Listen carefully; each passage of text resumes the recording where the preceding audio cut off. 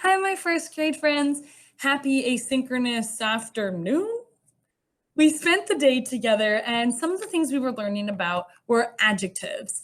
And I thought it'd be really fun, since November is all turkey and Thanksgiving crazy, to do an adjective story and activity using Thanksgiving books. So I have here the Silly Turkey Party. Now, I know that a noun would be a turkey and a party, but silly is an adjective because it's describing the party. Is the party boring? Is it sad? No, it's silly, right? So it's a silly party. There's going to be some adjectives in this story, but basically, while we're learning about Thanksgiving this week, I thought it'd be fun to use our turkey time packet, and you're going to today be using the part that has this turkey here and some lines underneath it. Now, there isn't any lines on the back of the page, and I'm sorry about that. If you want, you can always draw your turkey in your writer's notebook and keep doing your writing activity there. But this is just for fun, so it's okay if you don't have pages and pages about this turkey. I'm going to show you exactly what we'll be doing with our adjective turkey after the read aloud. Let's get to the book. Okay, here I have the Silly Turkey Party. Now, these turkeys are celebrating, and maybe it's Thanksgiving, maybe it's not, but already you can see that they're acting really funny. They're really silly. And if we remember that an adjective is describing something, maybe its color, like this is green, maybe how it feels, like soft, right? This is very soft shirt. Maybe how it smells, maybe it smells stinky or good. How it tastes, maybe it tastes sour or sweet. But also, it can just be how someone's acting. Maybe someone's acting silly, right? So they're silly.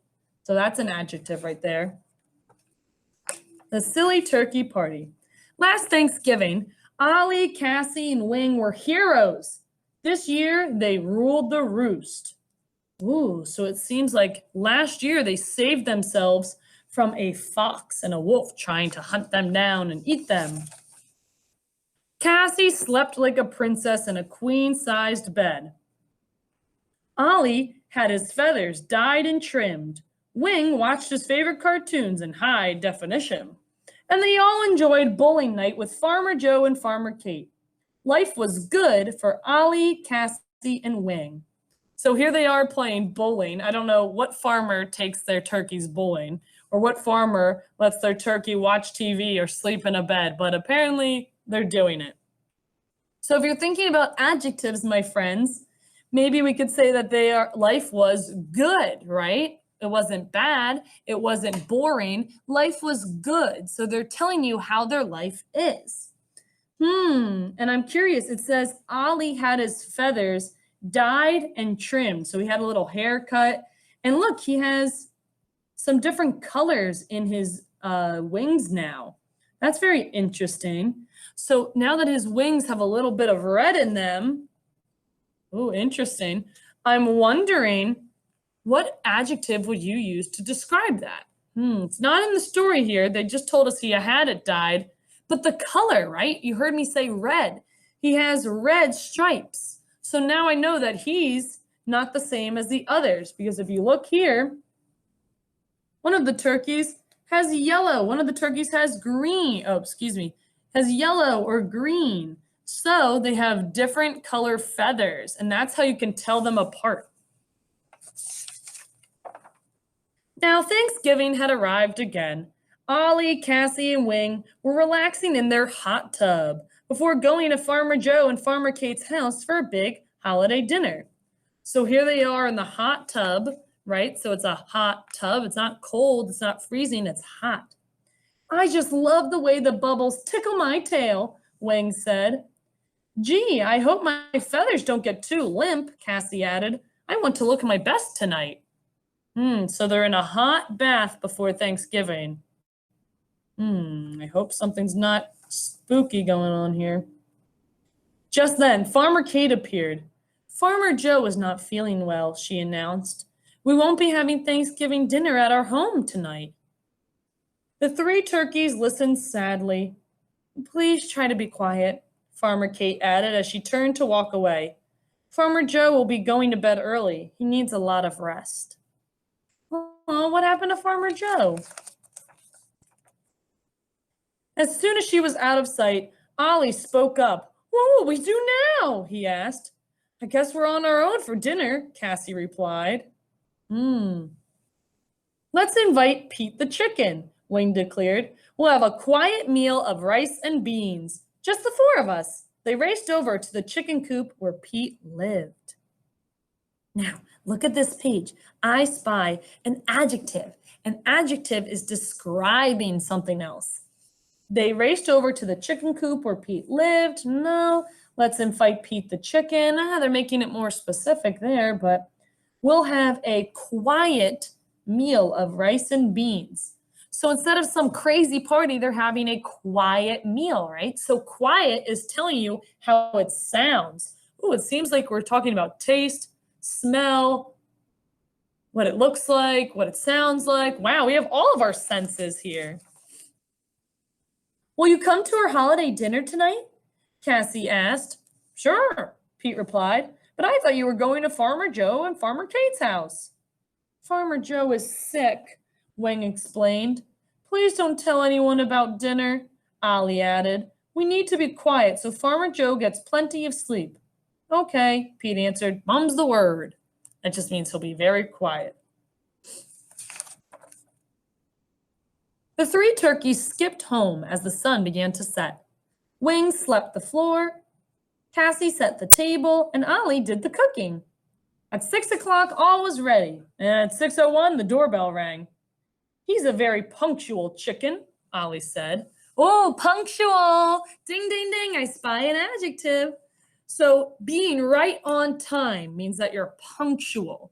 So punctual means you're coming in right at the time you said you'd be there. So if I said, come to my house at 3 o'clock, 3 o'clock rolls around, you're there, and you're saying, Miss Remitz, ding, ding, ding, or knock, knock, knock. So he's a punctual chicken. Cassie opened the door and welcomed Pete into their home. But he wasn't alone. I hope it's all right, Pete said. Sally had no place to go for Thanksgiving. Uh-oh. So more people are coming over, which is fine, but it might get a little crazy. Sure, Cassie said. We have enough food, but you can't make any noise. They both nodded. As they ate Ollie's rice and beans delight, the doorbell rang again. Who can that be? Wing asked. Opening the door, it was the three duck sisters, Randy, Sandy, and Mandy. There they are. What are you doing here? Sally invited us, Mandy replied. Whoa, so every guest that comes invites more guests. Now, it's not exactly an adjective, but one way you can be more, specific and describe what you see is numbers. So I see 3 ducks. So that's a good way to tell us exactly how many ducks there are. I'm sorry, Sally said. They had no place to go. We have plenty of food, Wing said, but you have to be quiet. Farmer Joe is sick. The duck sisters nodded to Cassie, so Cassie made room for them at the table. At first, they were all quiet as church mice. Ooh, quiet, there's that word again. Then Sandy told one of her favorite jokes. Ooh, so to show us that it's not one of a joke she doesn't like, it's a favorite joke, right? So now we're describing this joke. It must be really funny. Why did Pete the chicken cross the road? She asked. I don't know, Cassie replied. To play hide and peep with Farmer Joe, Sandy shouted. The duck sisters laughed so hard they fell off their chairs. Ooh, laughing hard, right? That quacks me up, Randy yelled. Quiet down, Ollie hissed. Remember, Farmer Joe is sick. Sorry, Mandy whispered. We'll be quiet. The doorbell rang again. It was getting really crowded in here, Cassie said as she hopped over to the door. Crowded. So that means there's so many people. There's a lot of adjectives in this story. Howard the horse galloped in. The duck sisters invited me, but don't worry, Howard said. I brought enough oats for everyone. Oh, that was very thoughtful of you, Ollie said. But you've got to be quiet. Sure thing, Howard whinnied. As he made his way towards the dining room, he knocked over a lamp. Crash! Oh my, Cassie exclaimed. That will surely awake Farmer Joe. Oh, so sorry, Howard apologized. Just then the doorbell rang again. Oh no, cried Ollie. Our home is full. It can't hold anyone else. When he opened the door, Lulu the lamb, Shelly the sheep, and Robbie the rooster burst in. This party needs some energy, Robbie shouted. In an instant, Robbie began playing his fiddle. Lulu banged on a bucket and Shelly strummed a banjo. Everyone bounced up and began dancing. Now, if you're trying to be quiet, playing music, dancing, and singing is not the way to go. Everyone, that is, except the turkeys, yelled. Stop, stop, Allie yelled. You're too loud. But the animals were having too much fun to listen. The three turkeys gave up and sat down. Farmer Joe and Farmer Kate will throw us out for sure, Ollie said. We might as well pack our bags, Wing added. Ding dong. Not again, Ollie exclaimed. But this time it was Farmer Joe and Farmer Kate. We're so sorry, Ollie said. We'll leave in the morning. We're not upset, Farmer Kate said. The music woke up Farmer Joe, and now he's in a terrific mood. Ooh, terrific. So he's not just feeling happy or okay. He's terrific, which means he's super happy, super excited. You said it, Farmer Joe added. I feel great. Oh, there's another one. He feels great. Can we come to your party? Farmer Kate asked. Of course, Cassie replied. Farmer Joe and Farmer Kate joined all the animals, dancing late into the night. As the party drew to a close, Farmer Joe and Farmer Kate walked over to Ollie, Cassie, and Wing. Look, here's all the animals doing a conga line. We had a wonderful time, said Farmer Kate. Thank you for the best Thanksgiving ever, said Farmer Joe. Ooh, what type of Thanksgiving? The best Thanksgiving. The three turkeys were thankful too. They knew they lived on the best farm in the world. Best farm, right?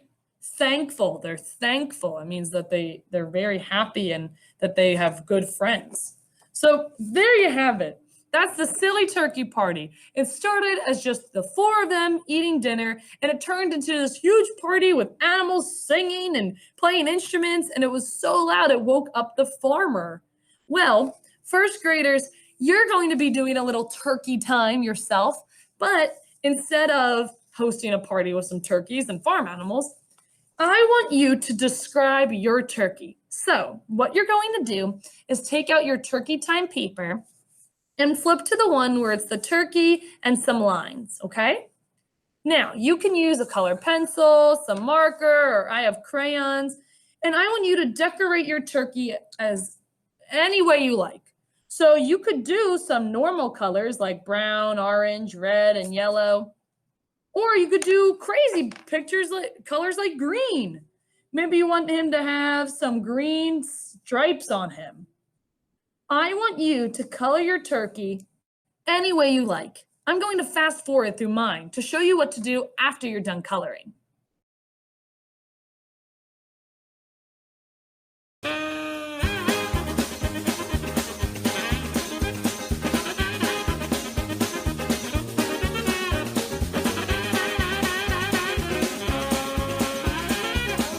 So now that I'm done coloring and drawing on my turkey, it's time to use adjectives to describe what my turkey looks like.